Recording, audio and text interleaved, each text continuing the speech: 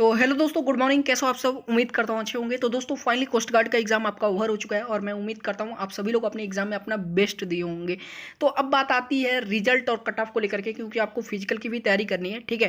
तो exact date तो मैं आपको रिजल्ट का आज बता ही दूंगा कि कब तक आपका रिजल्ट एग्जैक्टली आ जाएगा, लेकिन जो कट ऑफ है ना वो ऐसे नहीं बताया जा सकता, उसका एनालिसिस करना पड़ेगा।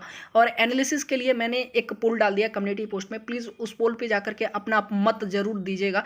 जिस हिसाब से जितने क्वेश्चन आपने सही किए हैं, आपको पता होगा कि एग्जाम का लेवल क्या रहा, उस हिसाब से आप बताइए कि कितना कट ऑफ जा सकता है, जीडी हो चाहे डीवी हो, ठीक है। तो प्लीज़ आप जाकर के वो कम्युनिटी पोस्ट का पोल जरूर ज्वाइन करिएगा।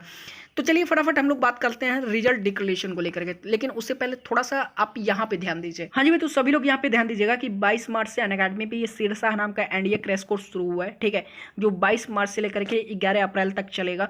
तो जितने भी एनडीए के कैंडिडेट देख रहे हैं मैं उनसे कहना चाहता हूँ अब तो बिल्कुल भी आपके एग्जाम में समय नहीं बचा है। तो यदि आप अपने एग्जाम के लास्ट टाइम में कुछ बेहतर करना चाहते हो, ठीक है, तैयारी के लास्ट टाइम में, तो डेफिनेटली आपको क्या करना है, अनअकैडमी पे एनरोल करना है, प्लस कोर्सेज बाई करना है और फटाफट जाकर के ये क्रैश कोर्स ज्वाइन कर लेना है, ठीक है। आप देख सकते हैं इसमें टॉप एजुकेटर हैं, तो ये तो मतलब आप खुद ही सोच सकते हैं कि यहाँ से आपकी तैयारी का लेवल क्या होने वाला है, ठीक है। और साथ में एक चीज़ और ध्यान दीजिए, ये 30 दिन का कंप्लीट क्रैश कोर्स शुरू हुआ है 15 मार्च से, ठीक है। 15 मार्च से 15 अप्रैल तक ये चलेगा, जो कि 15 मार्च से शुरू हो चुका है। तो इसका नाम है MNDA, ठीक है। तो आप दोनों में से कोई भी जाकर के ज्वाइन कर सकते हो, प्लस कोर्सेज आपको बाई करना है अनअकैडमी पे और फटाफट जाकर के ज्वाइन कर लेना है अपनी बेहतर तैयारी के लिए। आप देख सकते हैं इसमें अनु सेठी सर हैं, रेशमा मैम है, ठीक है, साथ में सुमित सर हैं, सौरभ कुशवाहा सर हैं, DD मिश्रा, मतलब सारे टॉप एजुकेटर हैं अनअकैडमी के, ठीक है।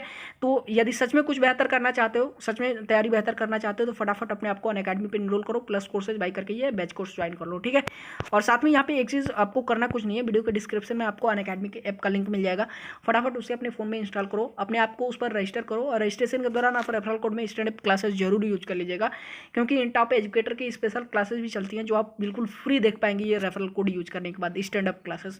और साथ में जब कभी भी आप प्लस कोर्सेज बाई करते हैं तो एक्स्ट्रा आपको 10% का डिस्काउंट भी मिल जाएगा।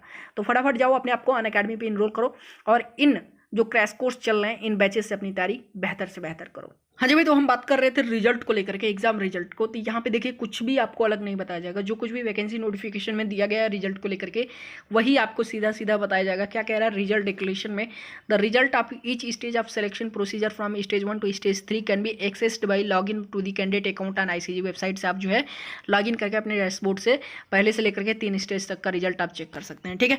बाकी the result of the online examination at stage 1 will be announced tentatively with in 20 days, ठीक है। मतलब आपके एग्जाम होने से जो है 20 दिन के अंदर आप अपने स्टेज 1 के जो है रिजल्ट चेक कर सकते हैं। मतलब आपका जो एग्जाम है वो 22 तारीख को खत्म हुआ, आज है 23 मार्च, ठीक है। और मैं आपको बता देता हूँ 10 अप्रैल से पहले, ठीक है, 10 अप्रैल से पहले आपका रिजल्ट डिक्लेयर हो जाएगा।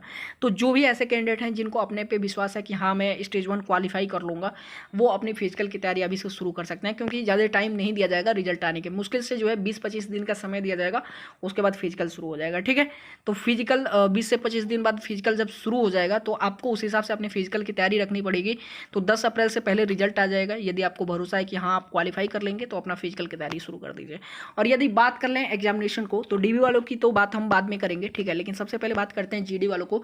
और खास के जीडी वालों के लिए सेक्शन 2 का जो पेपर था ना, बच्चे बहुत परेशान नजर आ रहे थे। देखिए हुआ क्या था, मतलब इन्होंने पता नहीं कैसे क्वेश्चन पेपर इन लोगों ने सेट किया था, ना ही वो नेवी के लेवल का था ना ही एयरफोर्स के लेवल का। ऐसा नहीं है कि सिलेबस से आउट ऑफ सिलेबस था, सिलेबस का ही था, लेकिन इन्होंने क्वेश्चन ऐसा बनाया था कि जो बेहद अधिक टाइम टेकिंग था, ठीक है, समझ रहे हैं।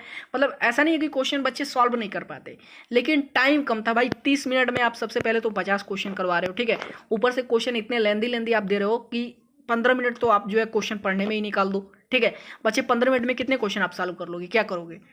तो जीडी वालों के लिए मैं बता दूं, जीडी वालों यदि आपका पेपर टफ बना था तो रियली आपका जो कट ऑफ वो नीचे रहने वाला है, ठीक है। देखिए पेपर टफ इसलिए बना क्योंकि आप देख सकते हैं वैकेंसीज वगैरह की क्या है कि वैकेंसी बहुत बेहद कम है, ठीक है, और कंपटीशन तो वो दिनों दिन बढ़ता ही जा रहा है। बहुत बच्चों ने फॉर्म डाल रखा था। यदि सच में आपके सामने एकदम हलवा पेपर अगर आपको बना के दे दिया जाता तो फिर आप सोचो किस हिसाब से वो लोग कट ऑफ रखते, ठीक है। तो इसीलिए जो पेपर का लेवल है थोड़ा सा टफ किया गया।